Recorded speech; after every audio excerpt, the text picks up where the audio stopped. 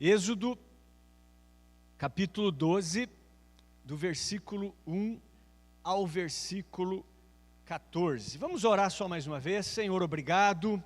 Estou aqui na Tua presença também em oração. Quero me humilhar diante do Senhor e pedir que o Senhor use a minha vida agora, Senhor, para transmitir essa palavra com graça nos meus lábios, com sabedoria, com unção do Senhor também.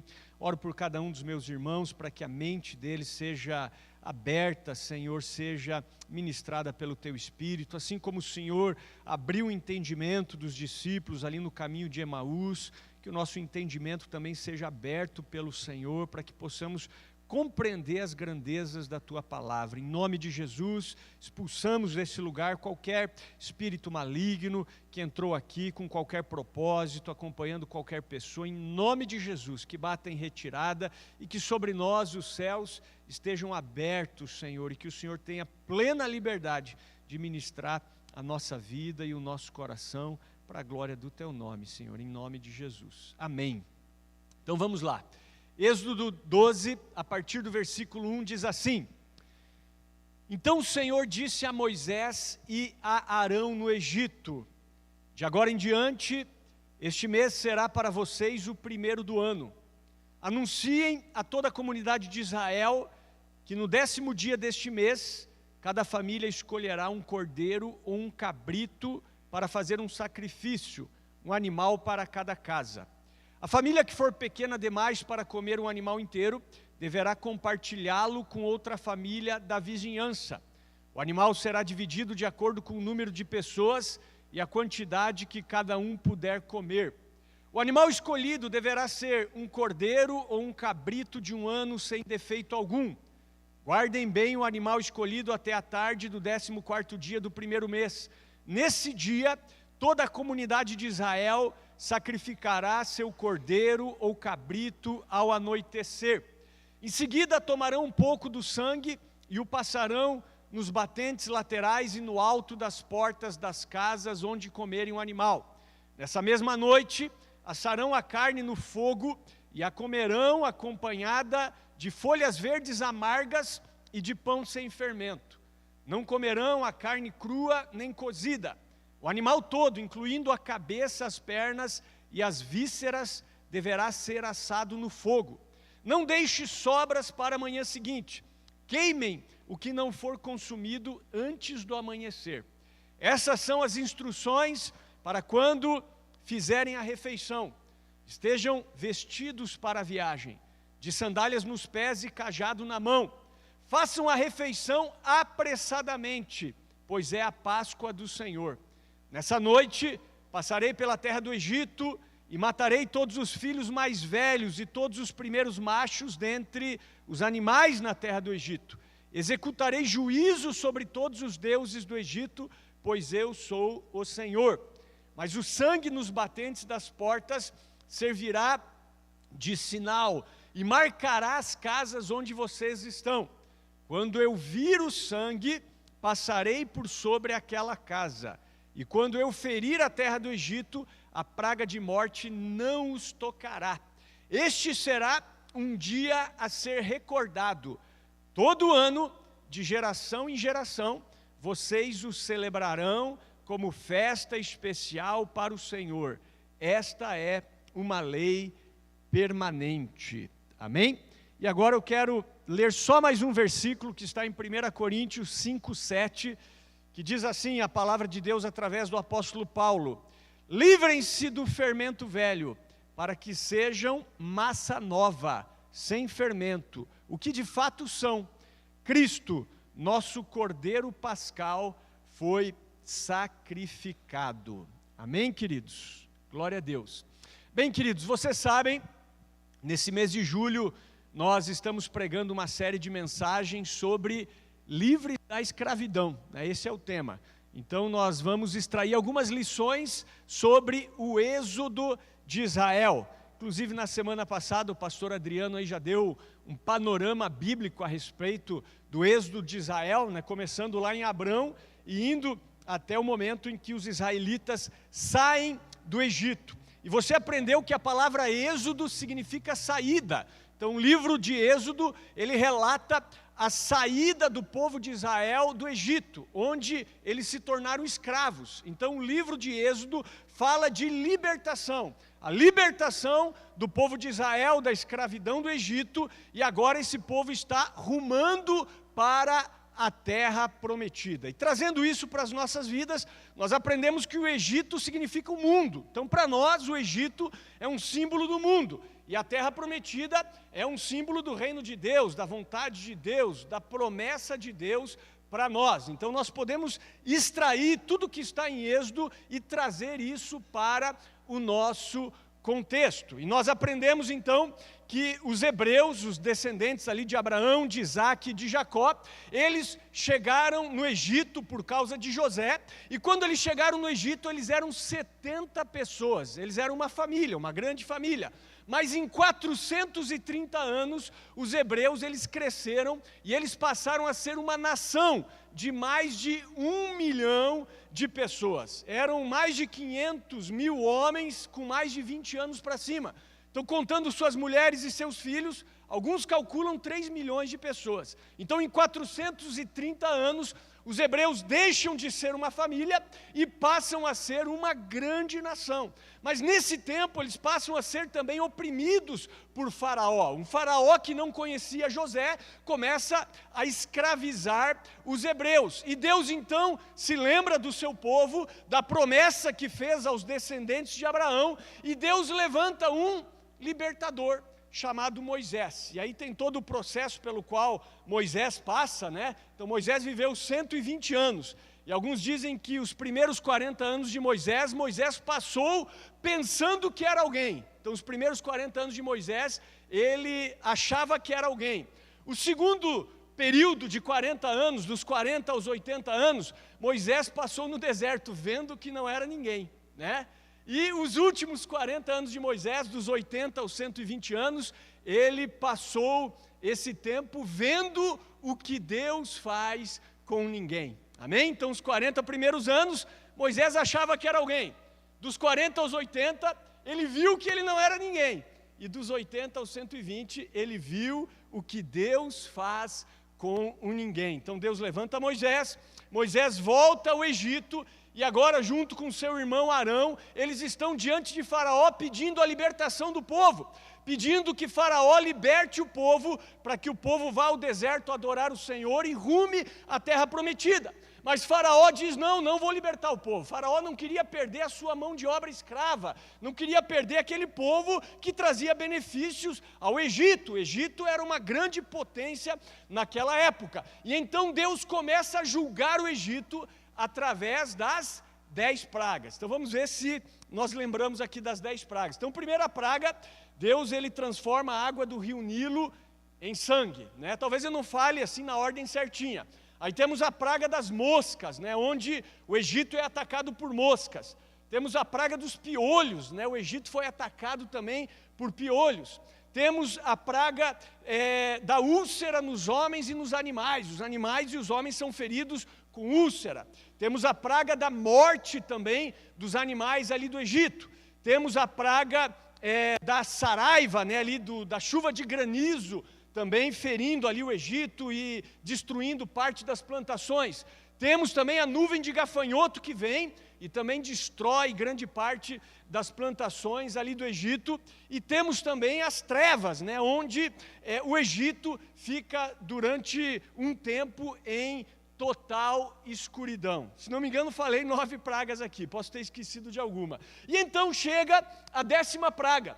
E a 10ª praga foi determinante para que o povo de Israel fosse libertado do Egito. Então Deus liberta esse povo com mão forte. E a 10ª praga está associada à primeira celebração da Páscoa no Egito, que foi o texto que nós acabamos de ler. Qual foi a 10ª praga? Foi a morte dos primogênitos, tanto de homens quanto de animais. Deus disse para Moisés, no dia tal, à meia-noite, o anjo da morte vai passar sobre a terra do Egito e vai matar todo o primogênito, tanto de pessoa quanto de animais no Egito. Então todos os primogênitos, os primeiros filhos, homens mais velhos, e também dos animais, eles irão morrer. Mas vocês vão celebrar uma festa, a Páscoa, para que vocês sejam livres. Então, o que era a Páscoa? Toda a família, ou cada família ali de Israel, deveria pegar um cordeiro ou um cabrito macho sem defeito, imolar esse cordeiro, esse cabrito, derramar o sangue numa bacia, pegar um galho de uma planta chamada isopo, que ia servir como um pincel, passar no sangue e marcar a casa deles, a verga das portas com esse sangue. Aí deveria pegar esse animal e prepará-lo assado, com ervas amargas e também com pães sem fermento, com pães asmos. E toda a família, então, deveria fazer aquela refeição junto. Se a família fosse pequena, eles deveriam pegar, então, uma outra família pequena também, para que o animal fosse consumido por inteiro.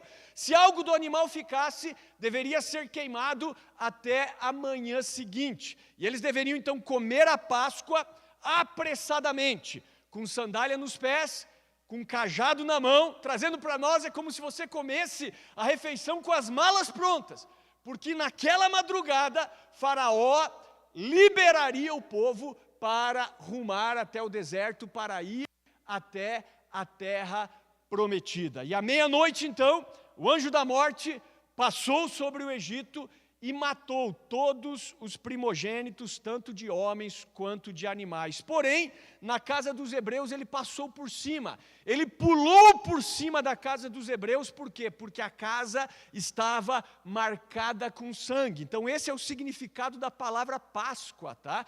Páscoa vem de Pesach, que significa pular, passar por cima. Ou seja, o anjo da morte não entrou na casa dos hebreus, amém? Então, essa é a palavra que nós acabamos de ler. E o tema, então, da mensagem dessa manhã é Páscoa, a nossa libertação, amém? Então, nós vamos falar a respeito da Páscoa, vamos trazer isso para a nossa vida, e vamos ver que assim como Deus libertou o povo de Israel do Egito, Deus também tem promessas de libertação para cada um de nós, amém? Agora, claro, nós também vemos com isso que eu falei, que a Páscoa não tem nada a ver com coelhinho e ovos de chocolate, né, irmãos? Espero que eu não tenha surpreendido você, né, que você já saiba disso, né? Porém, é bom enfatizar isso, né, que tanto coelhinho quanto os ovos de chocolate, eles são figuras, na verdade, pagãs, que foram introduzidas nessa festa bíblica, tá? Se você for pesquisar, tudo isso vem do paganismo, de religiões pagãs, e isso foi introduzido nessa festa, que é uma festa judaico-cristã, tá? Até quero aqui deixar claro, tá? Você não vai para o inferno se você comer um chocolate na Páscoa, ou se você comprar um ovo de chocolate, mas é importante que você ensine a sua família sobre a verdadeira Páscoa, amém? Então, nós vamos começar vendo aqui alguns detalhes importantes, algumas figuras importantes dessa passagem, dessa história que eu acabei de contar, e vamos trazer já alguns princípios para a nossa vida. Então vamos ver aqui algumas coisas importantes. Primeira coisa que eu quero destacar está no versículo 3 desse texto. Eu vou reler esse versículo, tá? Diz assim, ó: anunciem a toda a comunidade de Israel que no 10º dia deste mês, cada família. Vamos repetir isso, diga assim, ó, cada família escolherá um cordeiro ou um cabrito para fazer um sacrifício, um animal para cada casa. Então vejam que a Páscoa, ela deveria ser celebrada em família, irmãos. Eu quero começar essa mensagem falando a respeito de família. A família, ela é a primeira instituição criada por Deus. Inclusive a família vem antes da igreja, né? A igreja veio depois da família, apesar da igreja também ser uma família, né? Uma família de fé, uma família espiritual, mas também é uma família. Mas a primeira instituição criada por Deus foi a instituição da família. Quando Deus disse para Adão, olha, deixará o homem o seu pai e a sua mãe, e unir-se-á a sua mulher, e ambos serão uma só carne. Ali começa a primeira família. E ele os abençoa e diz, ó, multiplicai-vos, encham a terra. Então, através de Adão e Eva, Deus institui a primeira família, a primeira instituição de Deus sobre a face da terra. Por isso que o diabo ataca tanto as famílias. Por isso que a sociedade, né, o sistema do mundo, quer destruir as famílias, porque a família é algo que vem de Deus. Posso ouvir um amém? Então vejam que a Páscoa ela deveria ser celebrada em família. E nós temos entendido e aprendido que o avivamento dos últimos dias virá pelas famílias. Existe uma promessa, inclusive o Antigo Testamento, ele é fechado com uma palavra do profeta Malaquias, quando o profeta Malaquias diz que o Senhor enviaria o profeta Elias e ele converteria o coração dos pais aos filhos e dos filhos aos pais, para quê? Para que a terra não fosse ferida com maldição. Então o avivamento final vem através das famílias, e nós precisamos entender isso, irmãos. Então se você está aqui com a sua família, glória a Deus. Se você não está aqui com a sua família, olha, eu quero que você fique bastante incomodado. Você não pode se acomodar com isso, porque Deus ele é um Deus de família. Amém? E Deus quer salvar a nossa família. Deus não quer salvar você. Deus quer salvar a nossa casa. Crê no Senhor Jesus Cristo e será salvo tu e a tua casa. Eu e a minha casa serviremos ao Senhor. Se eu não estivesse aqui com a minha esposa, com os meus filhos, eu não seria uma pessoa completamente feliz e plena, pode ter certeza. E veja como Deus é um Deus de família. Por exemplo, na geração de Noé, o único homem justo ali daquela geração era Noé, pelo que a Bíblia dá a entender. E Noé constrói a arca ali, você sabe da história, mas na hora de entrar na arca, entra quem na arca? Entra Noé, a sua mulher, os seus 3 filhos e as suas 3 noras. Ou seja, Deus salva a família de Noé. Deus não salva Noé simplesmente. Deus poderia ter salvado Noé e depois feito uma outra mulher para ele, depois que o dilúvio baixasse, não é verdade? Mata todo mundo, você é o único cara justo, salva Noé, e depois a gente resolve esse problema aí. Te dá uma mulher nova, faz uma nova Eva aqui, enfim, não, mas Deus é um Deus de família. Quando Deus chama Abrão, ali em Gênesis 12, o que Deus diz para Abrão? Diz assim, sai da tua terra, da tua parentela, e vai para o lugar que eu te mostrarei. Abençoarei os que te abençoarem, amaldiçoarei os que te amaldiçoarem, em ti serão benditas todas as famílias da terra. Então nós precisamos entender que a vontade de Deus é abençoar a nossa família. Então papai e mamãe, meus filhos estão no mundo, mas tudo bem, não está tudo bem, irmãos, Eles estão experimentando um pouquinho do mundo, como assim? Claro que você não vai obrigá-los a estar na presença de Deus, mas você não pode também se conformar. Você tem que clamar, orar por eles, cara no pó, e não aceitar nada menos do que a tua família, essa que é a verdade. Inclusive hoje aqui a gente quer orar pelas famílias. Isso é muito importante, Até ontem eu fiquei assim, bem contente, Nós estávamos no aniversário de uma priminha nossa, A Maria Luísa, que é filha do pastor Gabriel. O pastor Gabriel, para quem não sabe, é primo da Marla, E ele é filho do pastor Pedro. O pastor Pedro, que esteve aqui algumas semanas atrás, aqui tocando violão, é figura conhecida nossa, O pastor Pedro é irmão da minha sogra, da Maria, Para você se localizar. Então, eles são pastores da Igreja do Evangelho Quadrangular. E o pastor Pedro tem o Gabriel, que é pastor, e tem o Felipe. E o Felipe, assim, ele foi aquele filho muito bagunceiro, irmão, sabe? Ele realmente era, assim, olha, terrível na sua infância, na sua adolescência. Ele foi aquele filho que no começo não quis saber de Deus, A hora que ele teve aquela idade, sabe aquele filho? Fez 18 anos, agora não quer mais ir para a igreja, enfim, mundão, fumando, bebendo, fumando maconha, e esse tipo de coisa assim, Mas ontem sentamos com ele na mesa, e ele contando a experiência dele de voltar a Cristo. Então, há pouco mais de um ano, ele voltou para o Senhor, hoje ele é líder de célula já, e ele começou a contar, a última célula dele, e ele fez uma explanação da pregação que ele fez na célula, assim, uns 10 minutos ele falou, e eu fiquei assim, impressionado. Eu fui edificado. Ele falou, olha, eu falei sobre sonhos na minha célula, e eu falei que existem as conspirações, né, contra o sonho. Essas conspirações podem ser externas, podem ser internas. Daí a Marla falou, tipo José, né? Não, citei José. Pode ver que José, quando teve o sonho, primeiro veio a conspiração externa, os irmãos dele. Então muitas vezes a gente conta o nosso sonho, até mesmo a nossa família vai contra o nosso sonho e tal, e começou a falar, e também tem as conspirações internas. E eu fiquei de cara com a maneira que ele explicou para nós, a pregação dele, com as bases assim teológicas que ele usou. Ele foi assim perfeito teologicamente, né? E aí eu bati nas costas dele e disse, quem te viu e quem te vê, hein? Quem que era aquele piá bagunceiro que a gente, olha, né, a gente não sabia o que ia ser da vida, agora líder de célula, pregando a palavra. Olhei para o pastor Pedro e falou, que é isso, hein, pastor Pedro? O pastor Pedro falou, esse aí Deus jogou pólvora e acendeu fogo, né? Está no fogo. Olhei para a dona Lazinha e falei, dona Lazinha, valeu a pena as orações, hein? Então, firme, liderando células. Por quê? Porque nós não aceitamos que a nossa família não esteja no Senhor. Essa que é a verdade, né? Então, nós precisamos entender que Deus é um Deus de família e que o avivamento final virá pelas famílias. Então, pense aí em pessoas da sua família que não estão no Senhor.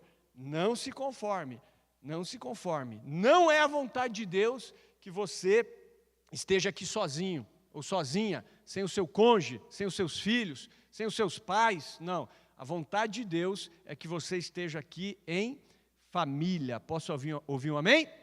Glória a Deus. Então Deus é um Deus de família. Segunda coisa que a gente pode ver nesse texto aqui relacionado à Páscoa é que o animal deveria ser um cordeiro sem defeito. Então eles deveriam pegar um animal, esse animal não poderia ser coxo, não poderia ser cego, não poderia ser doente, não poderia ter nenhum tipo de praga, de peste no seu pelo. Tinha que ser um cordeiro ou um cabrito perfeito. Por quê? Porque ele apontava para Jesus. Esse cordeiro que era imolado ali no Egito e depois permanentemente durante todos os anos na celebração da Páscoa, ele deveria ser sem defeito, porque apontava para Jesus. Vocês devem lembrar que quando Jesus ele inicia o seu ministério, né, antes disso ele é batizado por João Batista no Rio Jordão. E quando João Batista vê Jesus vindo até ele, o que João Batista diz? Eis o Cordeiro de Deus que tira o pecado do mundo. Ou seja, os judeus entenderam o que João Batista estava falando, porque ele estava falando do cordeiro. Opa, o cordeiro lá que nós sacrificamos apontava para esse homem aqui. Então eu quero dizer para vocês que no Antigo Testamento, irmãos, as pessoas eram salvas pela fé também, tá? Assim como nós somos salvos pela fé. Tem pessoas que pensam assim, não, no Antigo Testamento as pessoas eram salvas, né, por obras, através de sacrifícios, enfim, não. Todos eram salvos pela fé. Assim como nós somos salvos pela fé. Deus é o mesmo ontem, hoje e será eternamente. Alguns pensam que existia um Deus do Antigo Testamento e um Deus do Novo Testamento, né? Até conversando com pessoas já me disseram assim, puxa, ainda bem que Deus mudou, né? Que Deus não é mais o Deus do Antigo Testamento, não, Deus não mudou. Existe um princípio bíblico que é a imutabilidade de Deus. Deus não muda. Ele mesmo diz na palavra que eu, o Senhor, não mudo. Então Deus é o mesmo, não é um outro Deus. Muda a aliança, mas não muda o Deus. E no Antigo Testamento as pessoas também eram salvas pela fé. Só que elas eram salvas pelo Cristo que viria. Nós somos salvos pelo Cristo que já veio. Então eles olhavam para frente, nós olhamos para trás. É claro que eles deveriam sacrificar animais, porque aqueles animais apontavam para o Cordeiro de Deus que tira o pecado do mundo. Agora nós não precisamos mais do sangue de animais para nos purificar dos pecados. Por quê? Porque Cristo já morreu de uma vez por todas. Mas esse cordeiro que eles sacrificavam aqui na Páscoa, então era uma representação, uma figura de Jesus, o Cordeiro de Deus que tira o pecado do mundo. Posso ouvir um amém? Está me entendendo aqui? Terceira coisa que nós vemos é o sangue, né? Então eles derramavam o sangue numa bacia e aplicavam o sangue ali nos umbrais, nas vergas da porta das suas casas. E trazendo isso para as nossas vidas, se nós quisermos também ser purificados dos nossos pecados, se nós não quisermos que o anjo da morte, figurativamente falando, nos atinja, nós precisamos ser cobertos pelo sangue de Jesus. Inclusive o apóstolo João, na sua carta, ele diz que se andarmos na luz, assim como ele na luz está, temos comunhão uns com os outros, e o sangue de Jesus Cristo, seu Filho, nos purifica de todo o pecado. Então o sangue de Jesus é o elemento que nos purifica do pecado. Espiritualmente falando, nós temos essa marca, que é o sangue de Jesus na nossa vida, e nós precisamos aplicar. Veja só, se algum hebreu não cumprisse a palavra de Deus e não aplicasse o sangue na porta da sua casa, o anjo da morte entraria. O anjo da morte não entrou na casa dos hebreus porque o sangue foi aplicado. Não era só crer, era aplicar o sangue. E trazendo para as nossas vidas, nós precisamos também aplicar o sangue do Cordeiro nas nossas vidas. Não literalmente, mas espiritualmente. Pedindo que Deus nos purifique, que Deus nos cubra com o seu sangue. E esse sangue realmente vai ser um sinal espiritualmente de que o anjo da morte não pode tocar nas nossas vidas. De que nós somos separados, de que nós somos propriedade exclusiva de Deus. E eu tenho ensinado isso para algumas pessoas, né? Eu tenho conversado com algumas pessoas e muitas delas, assim, tiveram muitos pactos, né? Por exemplo, vamos pensar até na vida sexual, né, irmãos?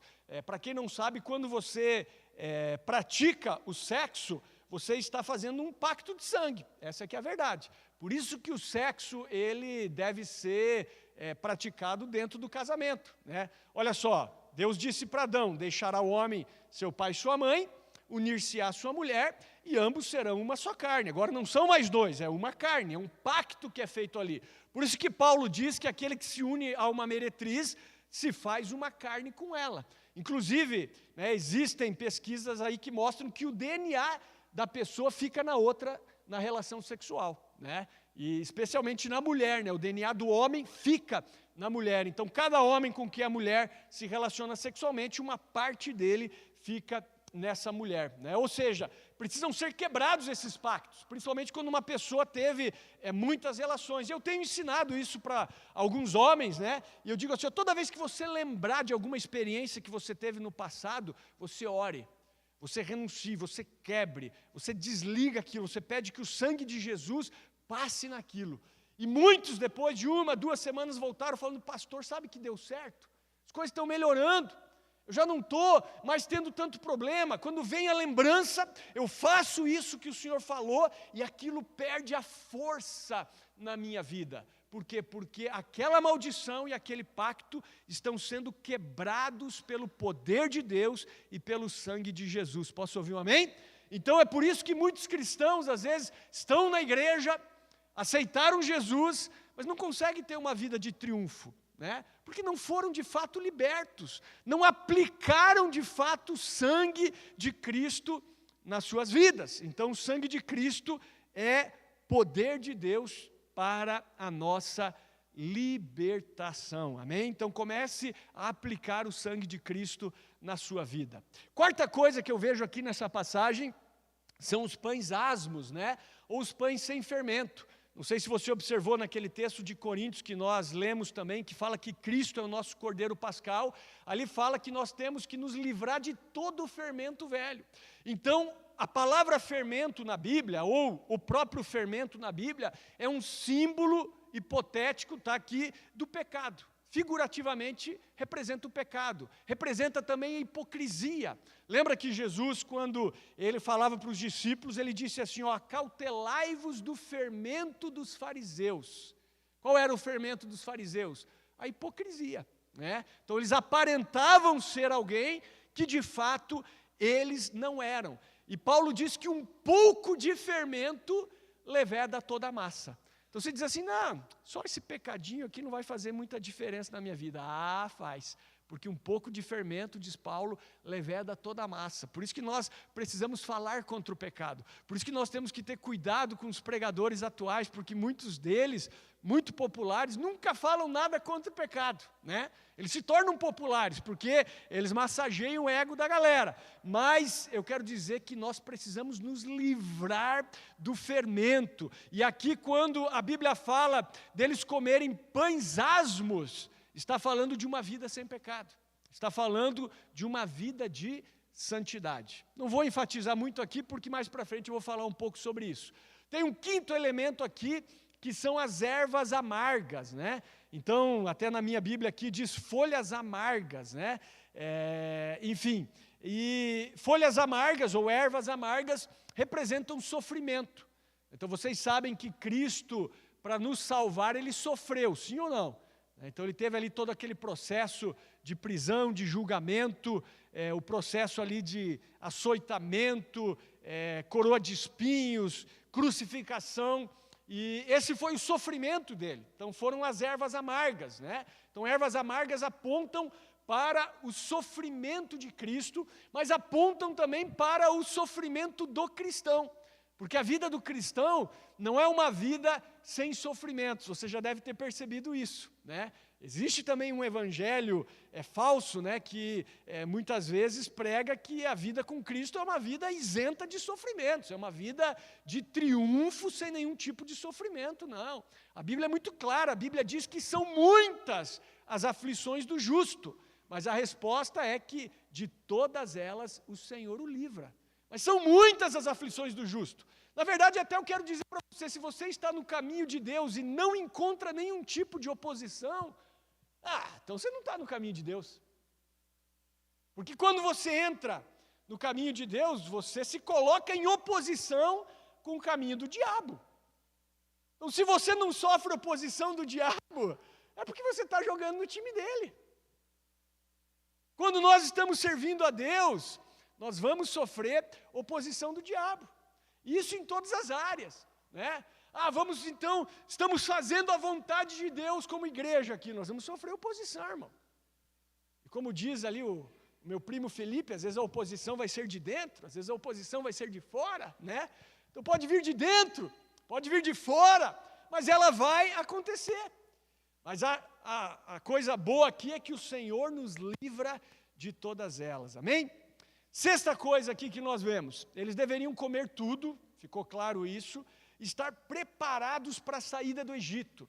Nessa madrugada, Faraó expulsaria eles do Egito, os próprios egípcios expulsaram eles, falaram, todo mundo vai morrer aqui, a gente não aguenta mais essas pragas, vão embora, né? E os próprios egípcios expulsaram os hebreus do Egito. E como eu falei, eles deveriam estar com um cajado na mão, sandália nos pés, porque o anjo da morte passaria e ali pularia as suas casas, mas atingiria a casa dos egípcios. Então, como nós dissemos aqui, a Páscoa fala de saída, a Páscoa fala de passagem, a passagem da morte para a vida, a passagem das trevas para a luz, a passagem do pecado para uma vida de santificação em Deus. Então, a Páscoa fala de libertação, irmãos. Então, nós somos libertos por causa do Cordeiro Pascal, que é Cristo.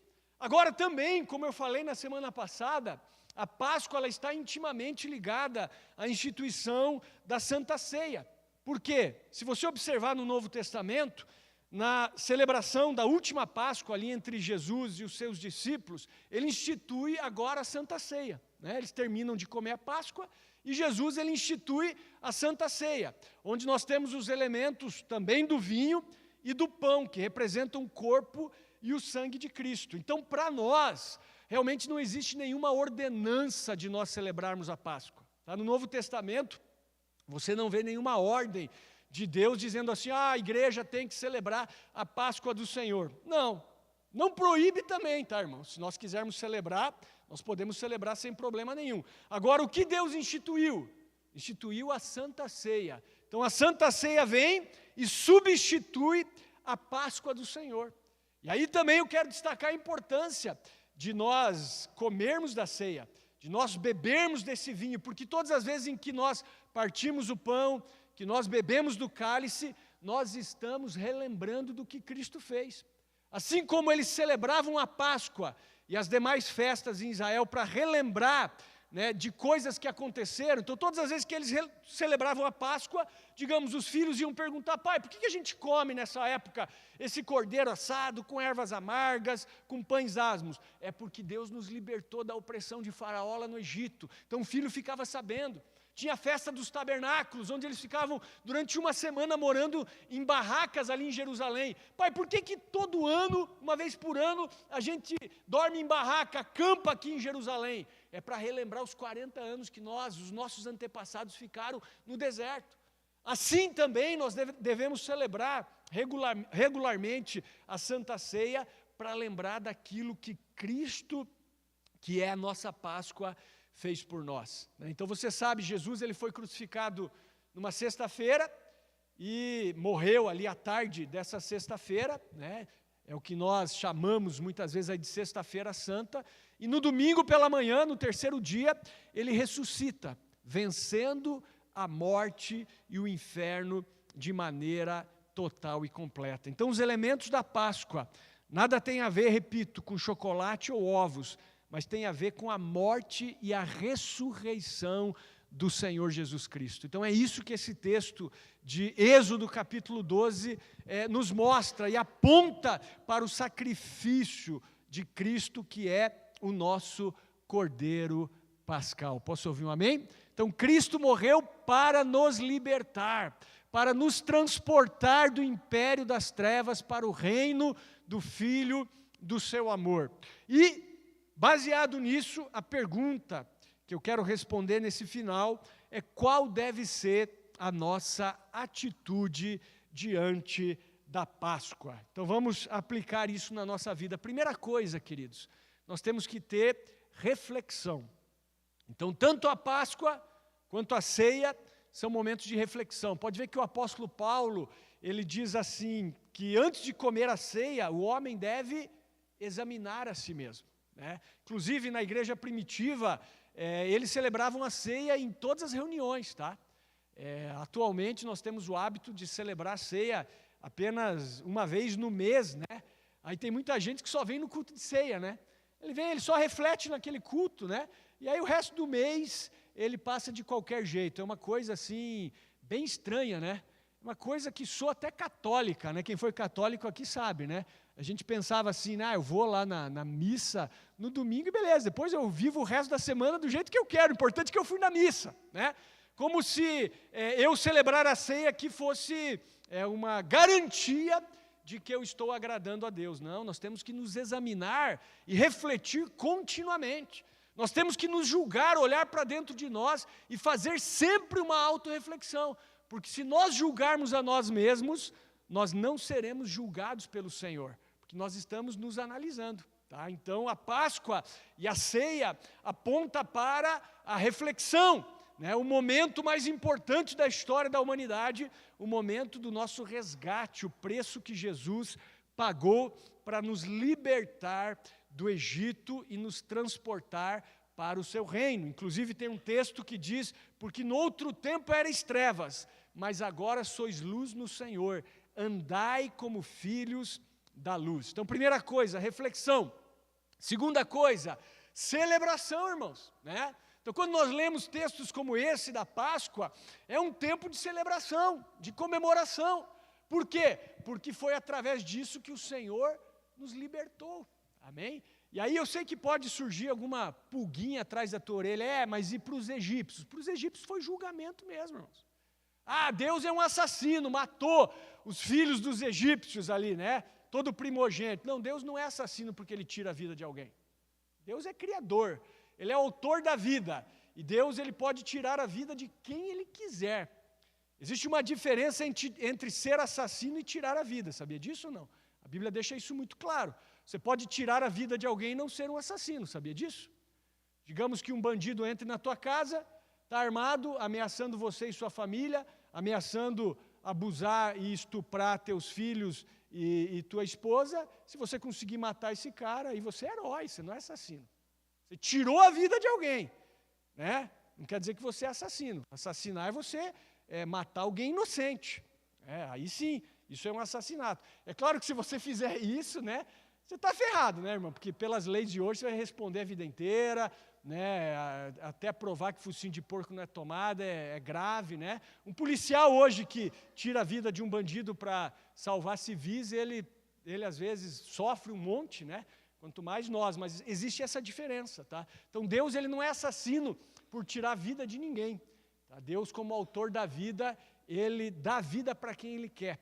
E Ele tira a vida de quem Ele quer. Então, a Páscoa aponta para a celebração, para a comemoração. Então, a Bíblia diz, celebrai com júbilo ao Senhor todos os moradores da terra. Amém? Então, nós devemos celebrar a nossa libertação. Então, nós vemos que, até no momento ali da Páscoa de Jesus com os discípulos, e após celebrarem ali a Santa Ceia, o que eles fizeram? Eles cantaram um hino, eles celebraram o Senhor e depois eles foram para o Monte das Oliveiras. Então, antes de sofrer, Jesus celebrou. Jesus era o cara. Pode ver como Jesus não sofria por antecipação, ele sabia que dali a algumas horas ele passaria por todo aquele martírio, enfim, pela situação ali, pela via crucis, digamos assim. Mas ele estava celebrando com os discípulos, ele deixou para sofrer na hora certa.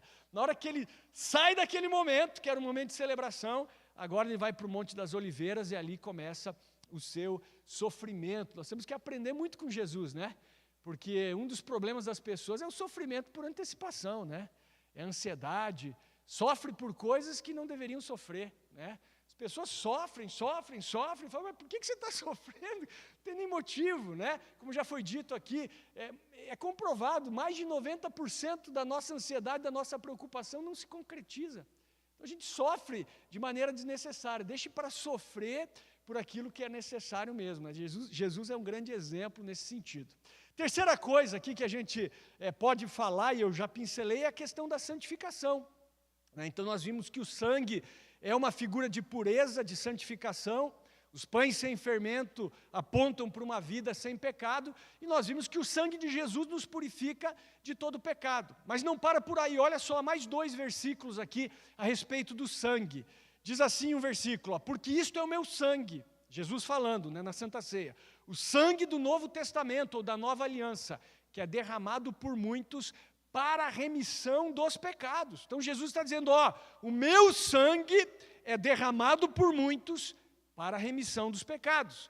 E Hebreus 9:22 diz que quase todas as coisas, segundo a lei, se purificam com sangue, e sem derramamento de sangue não há remissão de pecados.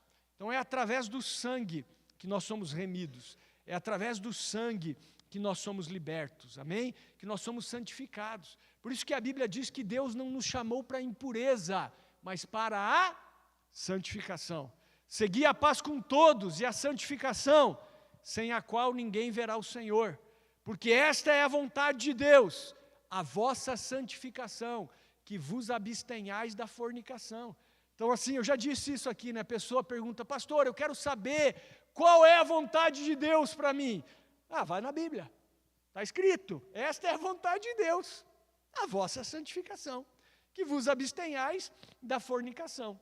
Aqui a fornicação vem do grego porneia, que significa todo tipo de imoralidade sexual, ou seja, nós não fomos criados para esse tipo de prática, mas para a santificação. Então Jesus morreu, deu a sua vida para nos salvar, mas também para nos santificar. Sem santificação, ninguém verá o Senhor. E para finalizar, a quarta coisa que eu vejo aqui nessa passagem, que é uma aplicação prática para nós, é a confissão. Então nós sabemos da importância da confissão para que nós sejamos perdoados. Então, por exemplo, Davi no Salmo 32, ele diz assim, confessei-te o meu pecado, e a minha maldade não encobri. Dizia eu, confessarei ao Senhor as minhas transgressões, e tu perdoaste a maldade do meu pecado. 1 João 1,9, se confessarmos os nossos pecados, Ele é fiel e justo para nos perdoar os pecados e nos purificar de toda a injustiça. Amém? Então, não somente confissão de pecados, irmãos, mas a confissão também do senhorio de Cristo.